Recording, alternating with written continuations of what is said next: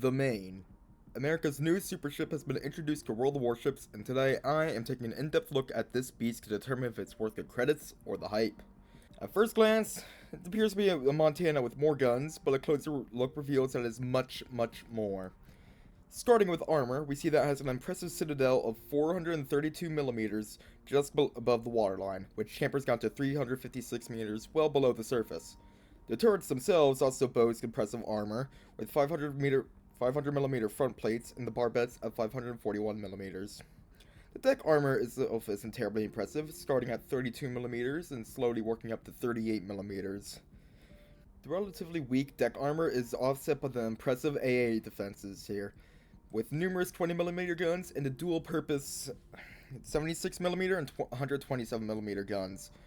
This will provide fierce cover, which will only be amplified by the ship's gimmick, the Immediate Threat Elimination Combat Instructions. When activated, it boosts the ship's continuous AA damage by 25%, but arguably the better effect it has is the ability to reduce damage by flooding and fire for a whopping 65% for 45 seconds, a godsend for battleships, which take increased damage from these ailments.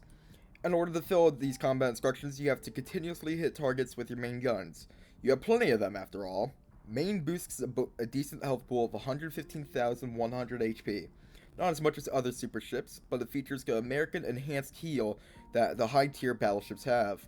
With a proper setup, you could probably restore over 25,000 HP in one charge. It is, however, as Wargaming likes to say, time to drop a fly in the ointment. Maine has two glaring weaknesses. The first issue, and the biggest, is her maneuverability. While her top speed is neither good nor bad, her turn radius is a disappointing 1,070 meters, and her rudder shift time is a disgusting 20 seconds. Torpedoes will be a big threat to the Maine. Best to get close to ships with Hydro. A second, less severe weakness of Maine is her 35-second reload time, paired with her unimpressive gun caliber, the standard 16-inch guns, which pale in comparison to other super ships.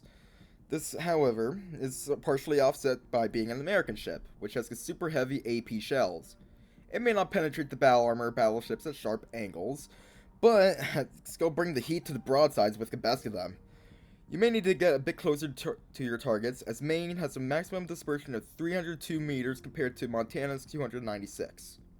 Overall, Maine is a very solid ship to have, and a well-balanced one at that too.